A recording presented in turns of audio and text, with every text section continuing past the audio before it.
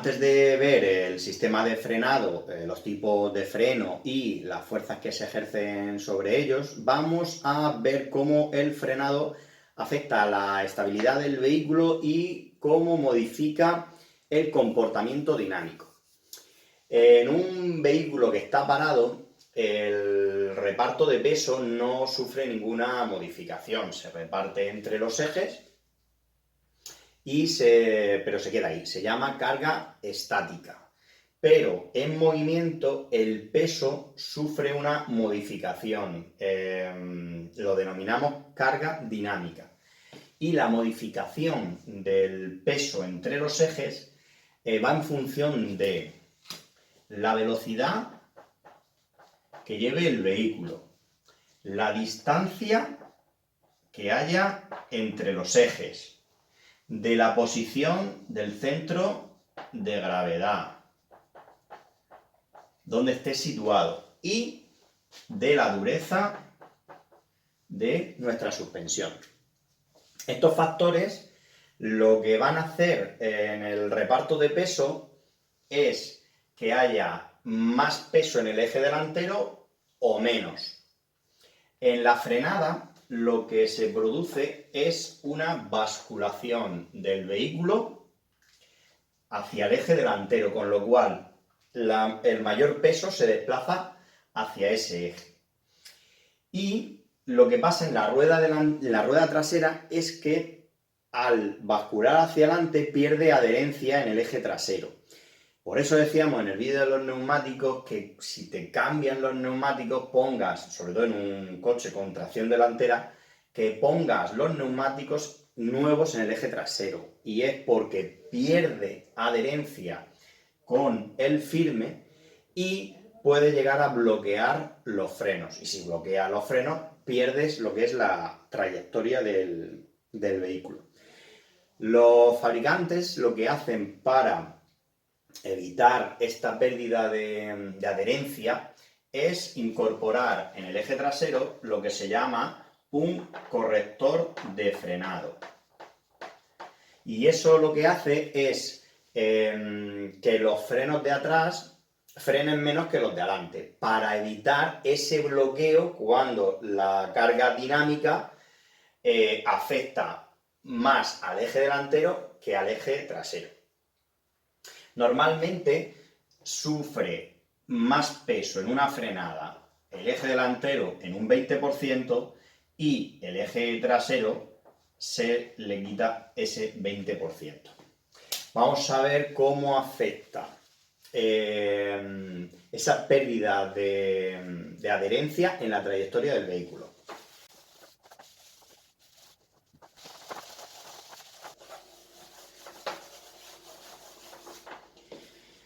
¿Qué es lo que pasa cuando se bloquean los frenos tanto delanteros como traseros?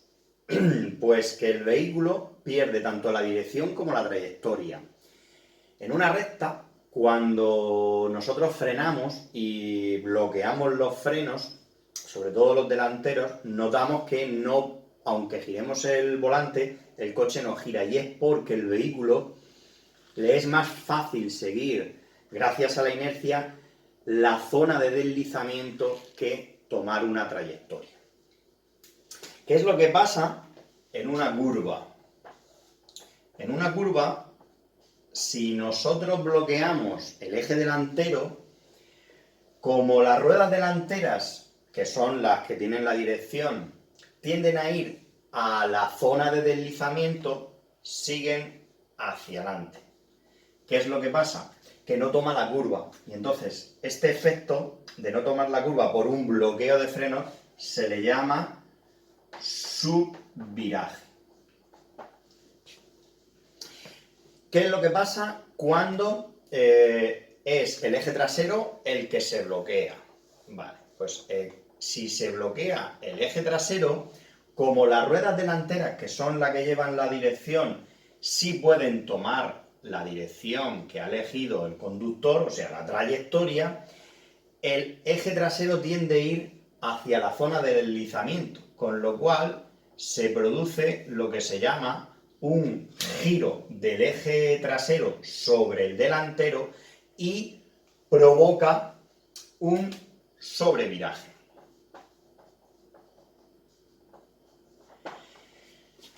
Tanto el uno como el otro te ha cambiado la trayectoria y no has podido controlar la dirección del vehículo. Y es muy peligroso, los dos son súper peligrosos. ¿Qué es lo que pasa cuando el bloqueo no es sobre un eje, sino sobre una rueda de uno de los ejes? Pues lo que vas a notar, sobre todo a alta velocidad, es que te va a cambiar, al igual que hemos visto en el vídeo de neumáticos, te va a cambiar lo que se llama el ángulo de deriva. Y te va a hacer que el vehículo no siga la trayectoria en línea recta, sino que en una frenada se va a ir hacia un lado o hacia otro. También esto se debe por el estado de los neumáticos y por el pavimento. Pero si el estado de los neumáticos está bien, el pavimento es normal y tú detectas que al frenar el coche se te va a un lado, puede ser que tengas un problema con el circuito de frenado o con el mismo sistema de frenado.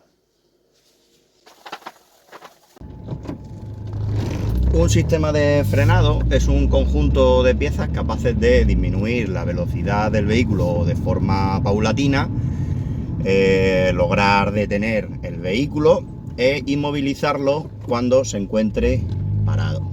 El mando son las piezas que el conductor acciona directamente para que la transmisión tenga la energía necesaria para poder frenarlo o detenerlo. La transmisión es el conjunto de piezas que va desde el mando hasta el dispositivo de freno. Así que la botella, la bomba, el servofreno y las canalizaciones forman parte de este sistema. Los bares de presión de un sistema hidráulico van desde los 20 hasta los 50 bares de presión. Y el dispositivo de freno son el conjunto de piezas donde se ejerce la fuerza para que se oponga al movimiento del vehículo. Puede ser por fricción, por medio de pastillas, freno o tambor, puede ser eléctrico por medio del electromagnetismo, puede ser hidráulico, frenaría por medio de fluidos, y puede ser por la fuerza propia del motor, por el freno motor. El freno de servicio es el que permite controlar el movimiento del vehículo y lo para de forma segura, rápida y eficaz. Debe de poder accionarlo sin retirar las dos manos de la dirección. La fuerza que aplica al pedal es de unos 800 newton máximo. El freno de socorro y de estacionamiento en los vehículos que no son considerados automóviles permite detener el vehículo en una distancia razonable. En caso de que falle el freno de servicio, debe poder accionarse al menos con una mano sujeta al volante y desde el asiento. Puede ser o con la mano o con el pie, como hay en algunos modelos. Debe permanecer inmóvil tanto cuesta arriba o cuesta abajo, y las piezas deben de permanecer bloqueadas aunque no estemos en el interior del vehículo, por trinquete o por otro mecanismo. La fuerza que se ejerce en este freno es de 400 newton. Canalizaciones. Antiguamente los vehículos solo disponían de un único circuito para el sistema de frenado, pero la ley vigente obliga a separar lo que es el circuito para que por lo menos tengamos dos. En caso de avería, el otro pueda seguir funcionando. Está el sistema doble I, donde el eje delantero y el eje trasero van independientes. Quiere decir que hay un circuito independiente para el eje delantero y otro para el eje trasero. El sistema de canalización en X lo que hace es que cruza este sistema rueda delantera con una rueda trasera y el otro circuito una rueda trasera con una rueda delantera. El HI, el sistema HI, lo que hace es que el sistema principal da servicio a todas las ruedas y el otro circuito solo da a las delanteras. Y a las delanteras porque un sistema de frenado necesita más frenada en la parte delantera como en la parte trasera. El sistema LL, la diferencia es que en vez del circuito principal accionar las 4 ruedas, solo acciona a 3 y el otro se encarga de dar servicio a las otras 3. Y el HH, pues daría servicio tanto el principal como el secundario a todas las ruedas de forma independiente.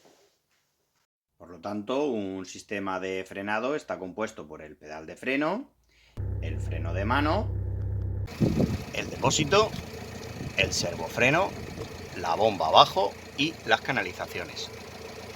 El corrector de frenada trasero con las canalizaciones que van a ambos lados de la rueda. La pinza y el disco de freno o freno tambor. Para conocer la dinámica del frenado, tenemos que saber distinguir entre trabajo de frenado y fuerza de frenada. El trabajo de frenado es la fuerza que se le aplica a una masa para que en un espacio se detenga. Con lo cual, si nosotros tenemos una masa en movimiento, ese movimiento se ha hecho por un trabajo de impulsión y nosotros tenemos que contrarrestarlo con un trabajo de frenado. Pues ya podemos decir que el trabajo de frenado es igual al trabajo de impulsión. El trabajo de impulsión es igual, como hemos dicho, a la fuerza que se le ejerce a la masa para recorrer un espacio. Con lo cual podemos decir que el trabajo de frenado es igual a la fuerza por el espacio recorrido. Esto equivale a la energía cinética del vehículo, con lo cual también podemos decir que el trabajo de frenado es igual a la energía cinética del vehículo, que se calcula 1/2 de la masa por la velocidad al cuadrado. Y la fuerza se calcula por la masa por su aceleración. Por lo tanto, el trabajo de frenado también podría ser multiplicando la masa por su aceleración por el espacio que recorre. Y con esto también tendríamos el trabajo de frenado. Vamos a hacer un ejercicio. Hemos visto que la fuerza de impulsión es igual a la fuerza de frenado. Y la fuerza se calculaba por la masa y por la aceleración. Y en este caso será la fuerza de frenado será por la masa y la desaceleración. Con lo cual tendremos que calcular la masa por la desaceleración. Vale. La masa, si cogiéramos la ficha técnica, por ejemplo, de la Ford Torneo, serían 1.669 kilogramos. Vamos a decir que desacelera a unos 5 metros por segundo. Con lo cual, la fuerza de frenado serían, por 5 metros por segundo, serían 8.345 newton. Esta sería la fuerza de frenado, pero esto realmente nos sirve para poco. ¿Por qué? Porque aquí no están ni las condiciones de adherencia del neumático, ni el tipo de pavimento, no hay nada. Simplemente la fuerza de frenado que ejerce este vehículo con esta masa. Entonces, vamos a añadirle el corrector de adherencia del neumático al asfalto. Y para ello me he cogido una tabla orientativa que te dice qué tipo de adherencia, qué grado de adherencia tiene, si el neumático está desgastado, está nuevo, si el pavimento está seco, es húmedo, está mojado y demás. Entonces le vamos a aplicar ese tipo de corrector. Aquí no se le pueden meter ni la inclinación del terreno, ni si hay viento. Eso se tiene que obviar todo para hacer este tipo de cálculo. Con lo cual, vamos a hacerle lo que es la corrección. Para hacer esto, tendremos que decir que la fuerza del frenado máximo será igual al peso, que ya no es la masa, el peso por el índice de adherencia. El peso es la masa por la gravedad. La masa por la gravedad es el peso, con lo cual aquí tendremos, aparte de los dos factores que teníamos aquí, que era trabajo de frenado y trabajo de impulsión, tendremos otro vector hacia abajo que es el peso, ¿vale? Que es la masa por la gravedad. Y este de aquí que es el coeficiente de adherencia. Vale, pues si decimos que la masa son 1669 kilogramos y la gravedad es de 9,8 metros por segundo, le añadimos la corrección, en este caso voy a poner que el neumático está nuevo y es un pavimento seco, 0,75 de adherencia nos da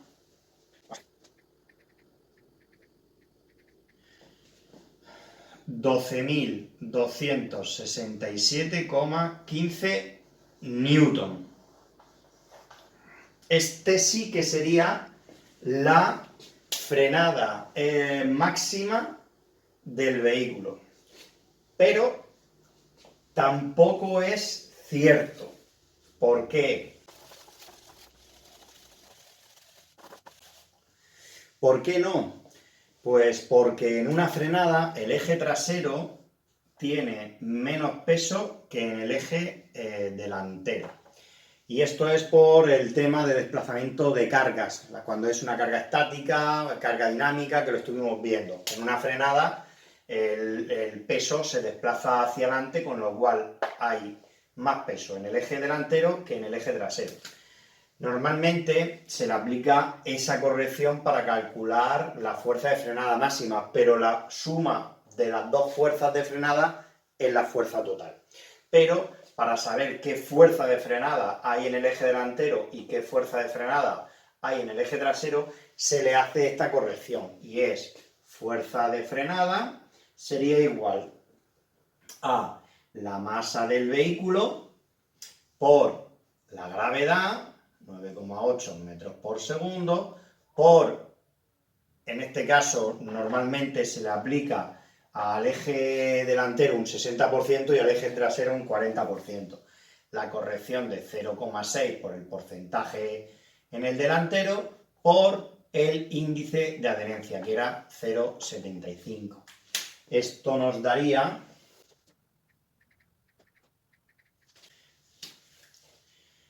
7.360,29 newton.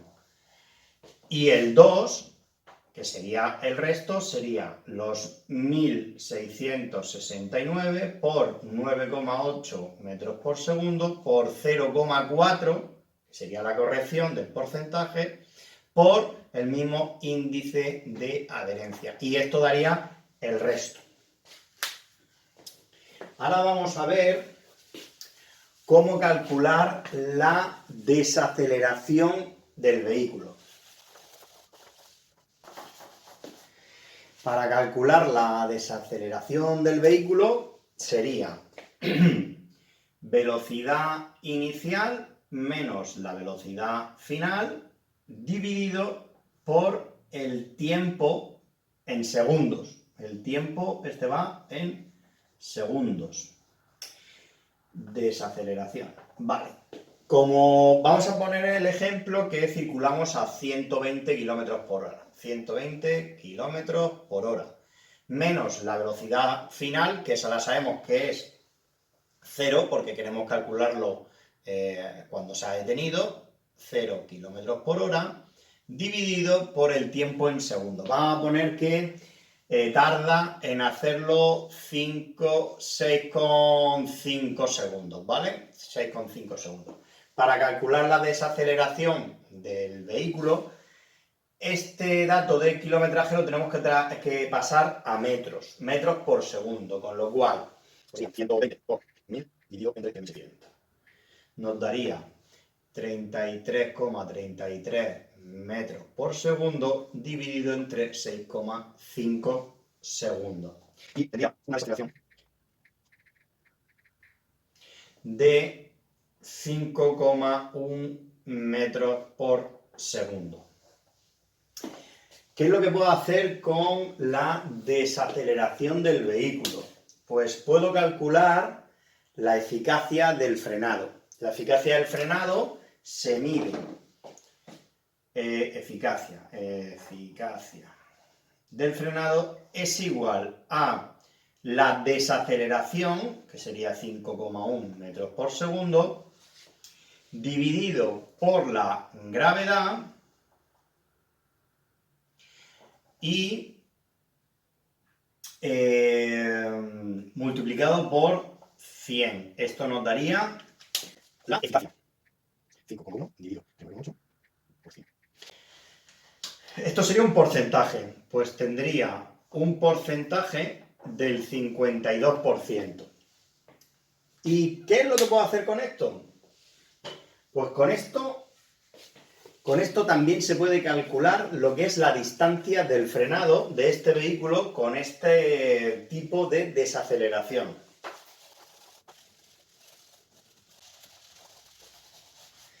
Para calcular los metros de la frenada en función de la eficacia del frenado, necesitaremos la velocidad al cuadrado, la eficacia y lo multiplicaremos por 254. No me expliquéis por qué, pero son 254.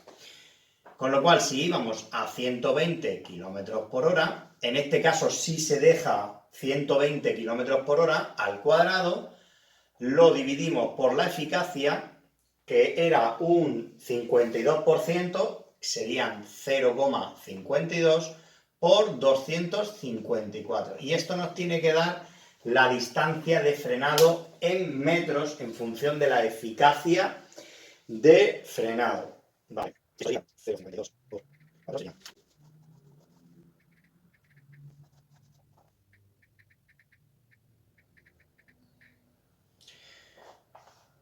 109 metros aproximadamente de frenada si fuéramos a 120 km por hora y tuviéramos una eficacia de frenado del 52%. Bueno.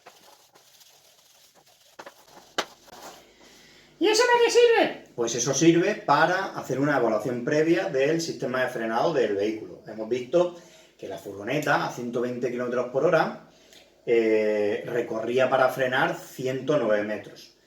Está dentro de los márgenes, pero porque te dice que tiene que frenar a 144 metros, pero en frenadas de emergencia debe de estar por debajo de 72 metros, con lo cual es un indicativo de que a la furgoneta le puede estar pasando algo.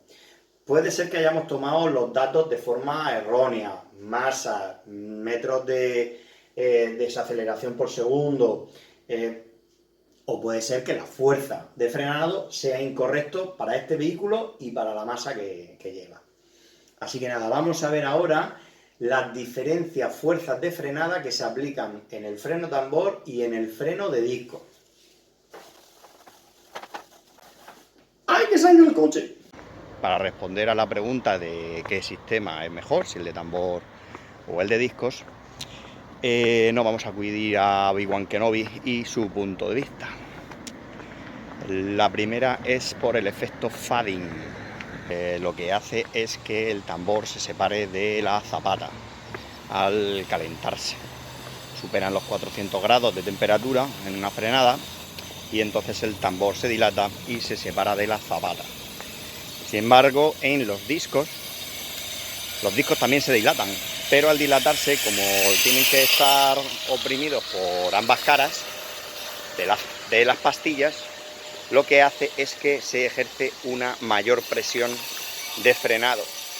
Y aunque pierda, al igual que en el tambor por el calor pierda coeficiente de rozamiento, en los discos aumenta la fuerza de frenado por esa dilatación.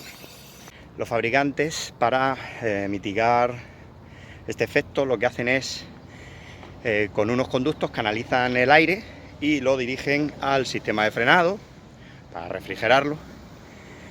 También sobredimensionan el sistema de frenado. En los tambores os podéis encontrar algún tipo de aleta para tener mayor superficie y disipar mejor el calor. Y en los discos pues vienen algunos perforados, rayados, para evacuar el calor por el interior y sacarlo fuera. Esto por unos boles. Pues no solo ese calor afecta al dispositivo de frenado, sino que también afecta al líquido hidráulico del sistema de frenado, que aumentando su temperatura pierde sus características. Como dijimos en neumáticos, ese calor también le afecta al desgaste de neumáticos, ya que el calor se puede transmitir por convección, radiación y conducción. Por lo tanto, la conducción del calor de los frenos al neumático se hace por contacto del dispositivo de frenos al buje y del buje a la llanta.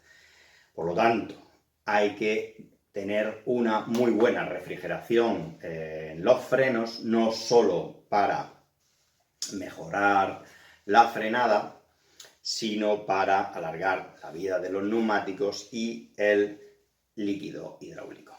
Por lo tanto, vamos a decir que discos 1, tambor 0 en el fairing. Ahora vamos a ver la diferencia de frenada entre el tambor y el disco. Así que ponemos frenada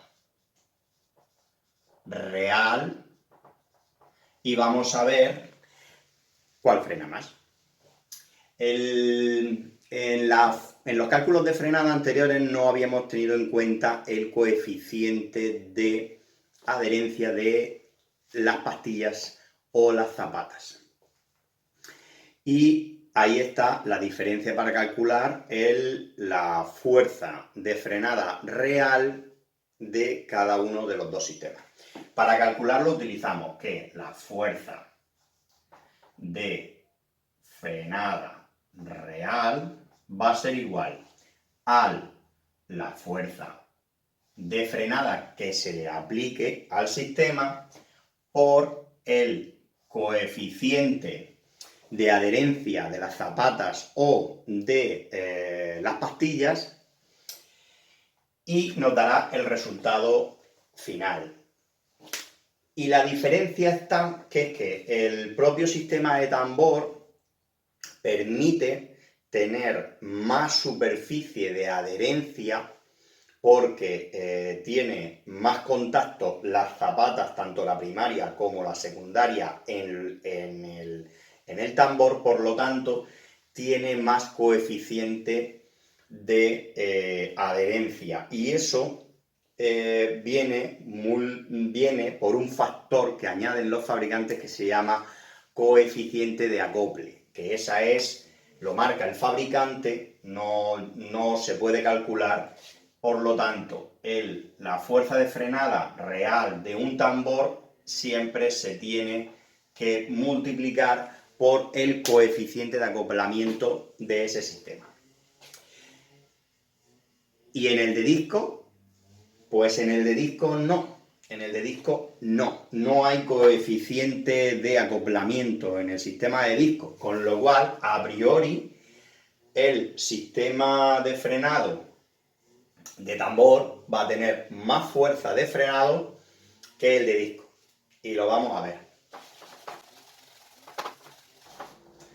Vamos a coger del ejercicio anterior de la frenada en el eje delantero y en el eje trasero y vamos a ver la diferencia de fuerza de frenada real que vamos a tener en los discos delanteros y en los traseros. En los traseros vamos a poner que tenemos tambor, como si fuera la Ford Torneo, y en el delantero los discos.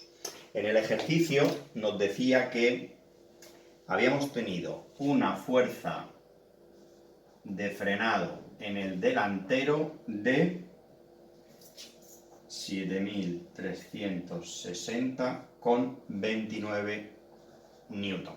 Y la fuerza de frenado en el trasero, que es en el tambor, 4.906,86 newton. El coeficiente de rozamiento lo vamos a poner los dos por igual, de las pastillas y de las zapatas. Normalmente está entre 0 más menos 0,3, 0,6. En este caso lo vamos a poner en 0,45, con lo cual la fuerza de frenada real del freno de disco sería 7.360,29 por 0,45 de coeficiente de rozamiento de las pastillas con el disco. Vamos a calcular. Esto da 3.312,13 newton. Y la fuerza de frenado real del tambor sería 4.906,86 por el mismo coeficiente de rozamiento de adherencia de las zapatas por el coeficiente de acoplamiento de ese sistema. En este caso vamos a poner que tiene un factor 3, que el fabricante nos da un factor de acoplamiento 3, con lo cual esto sería 4.906,86 por 0,45 por 3, igual 6.624,26 newton. Bueno, pues esto lo que quiere decir es que en el freno de tambor, teniendo menor fuerza de frenado, aplica más newton de frenado real que un freno de disco. Por lo tanto, vamos a decir que por fuerza de frenado real gana el del tambor al de disco. Tambor y disco cero. Para igualar estas fuerzas, lo que hace en el sistema de freno de disco es aumentar la presión en el mando para subir esta fuerza en el freno. Lo vamos a ver.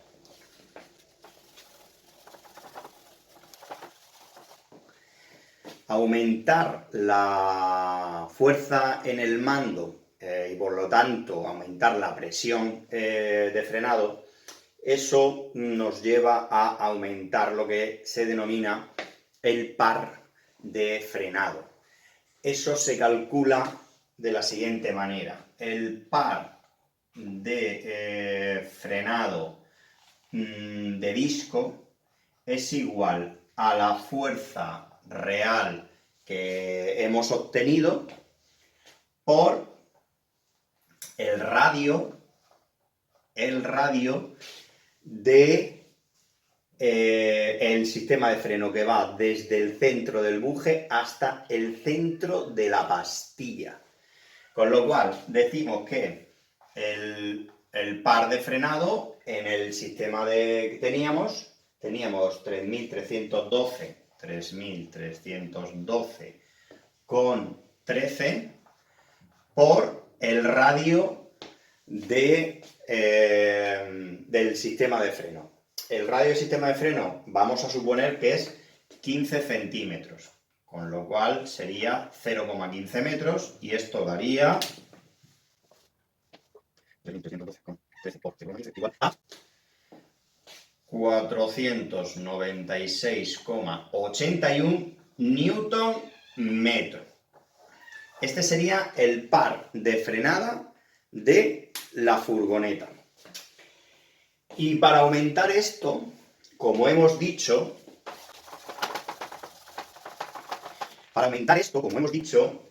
si el centro del buje es este y la pastilla, el centro de la pastilla la tenemos aquí, por lo tanto, este sería el disco. Si esta distancia la hacemos más grande, es decir, si ponemos en nuestro vehículo un disco mayor, aumentando, obvio, la pastilla, el centro de la pastilla quedará más lejos del buje, con lo cual estamos alargando o estamos haciendo mayor la distancia del radio en metros, con lo cual el par de frenada lo aumentamos en nuestro sistema de disco.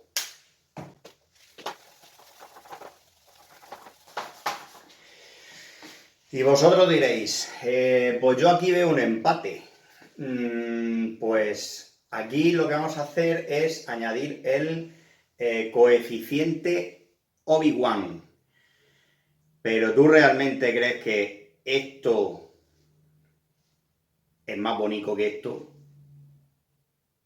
Y bueno, y después de esto, ahora sí, lo que quiero saber es si estamos diciendo que el pedal de freno o el freno de mano, nosotros solo le podemos aplicar 800 newton con el pie o 400 newton con la mano, ¿cómo llegamos a aplicarle al freno 7360 newton si con el freno solo puedo dar 800?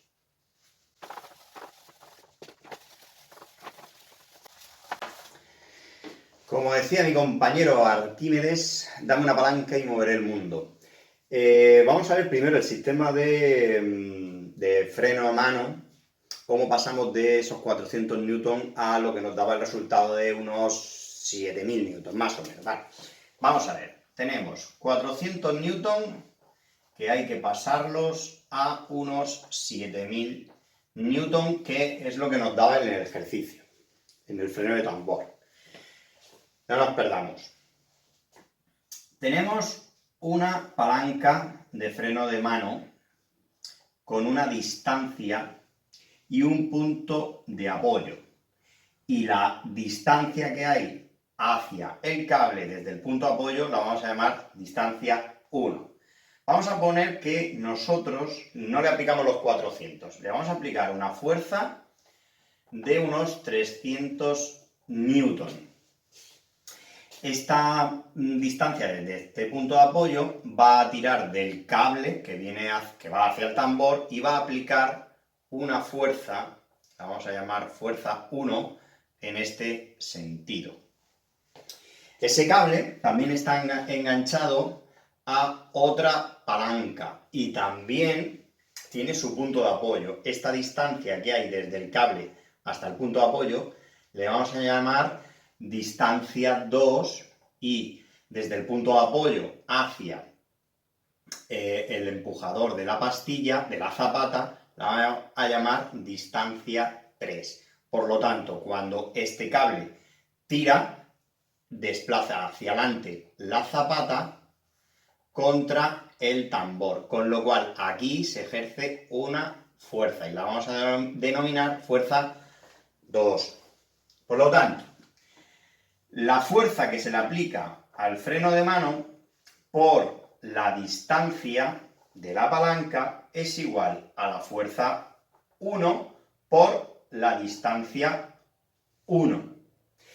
Y la fuerza 1 que se le aplica a la palanca va a ser igual por la distancia 2, va a ser igual a la fuerza 2 por la distancia 3. Pues vamos a calcularlo. Si decimos que tenemos 300 newton, nos falta la distancia, que se me ha olvidado. La distancia de la palanca, vamos a poner que tenemos 250 milímetros. La distancia 1, desde el punto de apoyo hacia el cable, le vamos a decir que la distancia 1 tiene 50 milímetros. La distancia 2, que es desde el cable hasta el punto de apoyo donde se ejerce presión a la zapata, la distancia 2 de esa palanca le vamos a poner que tiene 150 milímetros. Y la distancia 3 desde el punto de apoyo hasta donde ejerce presión la zapata, distancia 3 es igual, la vamos a poner que son 30 milímetros.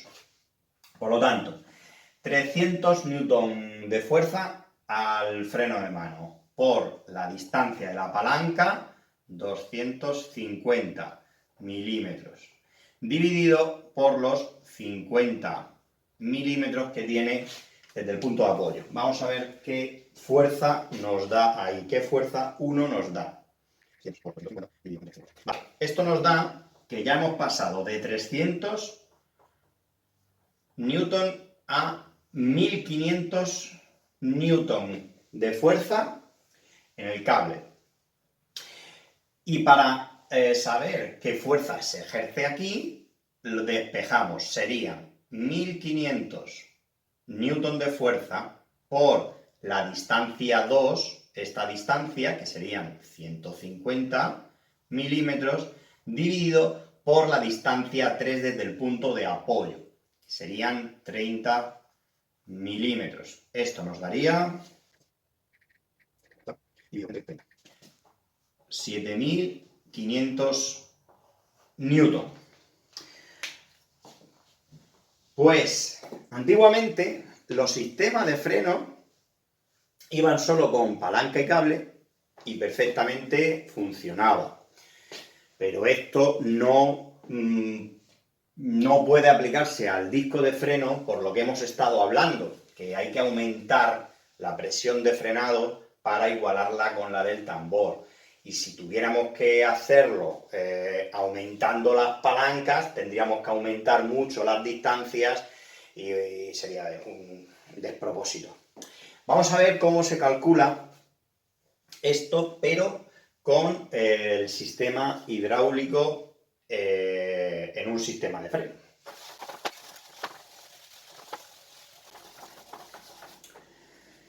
Para comprender cómo pasamos de una pisada en el freno de 800 newton a unos 7000 newton de frenada, tenemos que ver un poco de hidrostática, que no es la bici, y de nuestro querido Pascal y sus principios sobre los fluidos, cómo se comportan. Vale, pues vamos a ver cómo pasamos de 800 newton de pedal a 7000 newton de fuerza en el dispositivo de freno. Vamos a ver, esta es la sección del émbolo de la bomba. Aquí, esta sección, vamos a poner que tiene 1 centímetro cuadrado. Y esta es la sección del émbolo del pistón de freno de disco, que tiene 10 centímetros cuadrados. Bien, pues si yo aplico al émbolo de la bomba una fuerza de 10 newton, va a aumentar 10 veces más en la superficie del émbolo del pistón por la misma razón que ha aumentado 10 veces más su superficie.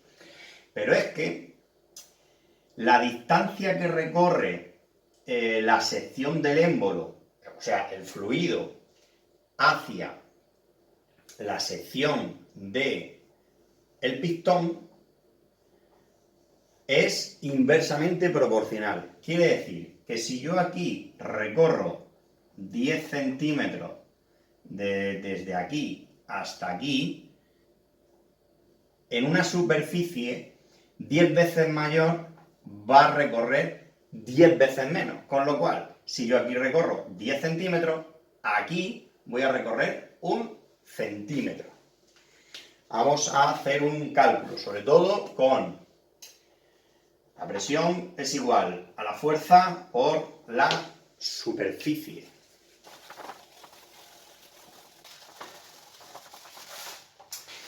Vale, tenemos nuestro vehículo, vamos a poner que tiene la sección del émbolo, que sería esta, ¿vale? Llega aquí y llega hasta el circuito y aquí amplía la sección para la pastilla y el disco. Vamos a poner más o menos esto. Vamos a poner que la sección del émbolo de la bomba es de 2 centímetros. 2 centímetros. Y la sección del émbolo del pistón es de 5 centímetros. Aquí ejercemos una fuerza y aquí se ejerce otra fuerza. Vamos a llamarla fuerza 2. Vale, vamos a ver, vamos a aplicarle una fuerza de 600 newton,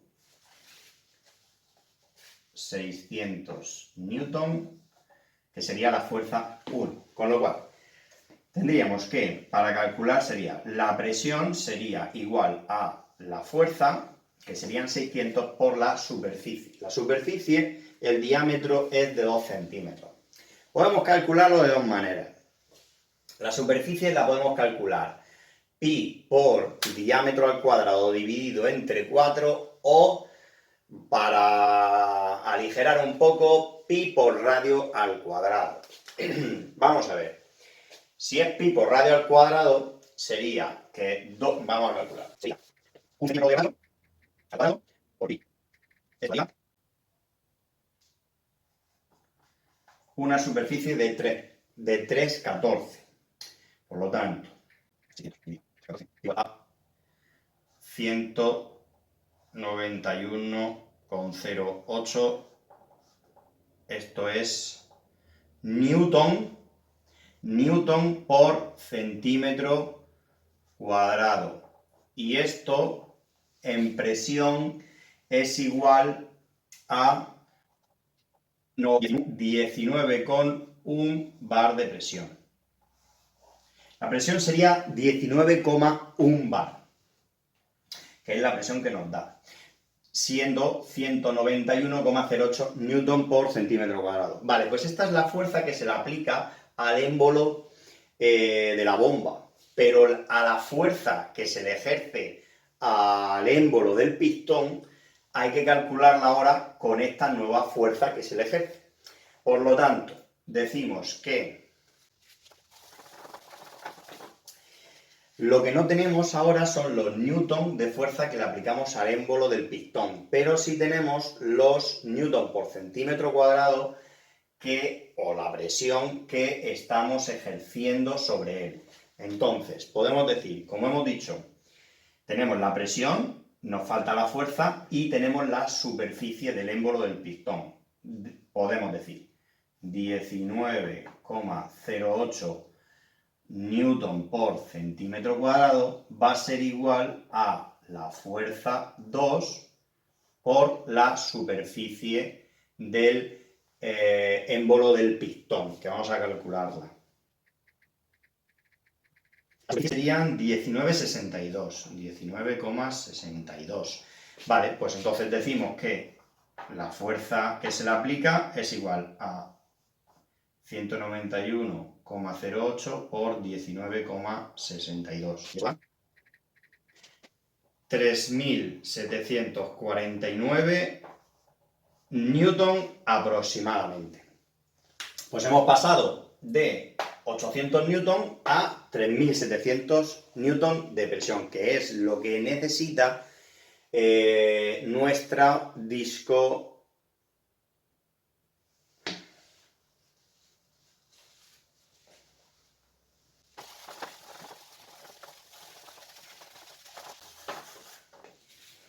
Que tu coche tiene 2 ruedas. Entonces solo hemos calculado los newton que aplica sobre una única rueda, lo cual el resultado lo multiplicas por los dos y te da alrededor de esos 7.000 newton de fuerza que hemos estado viendo que se pueden ejercer sobre un sistema de frío. Pues nada, ya hemos terminado.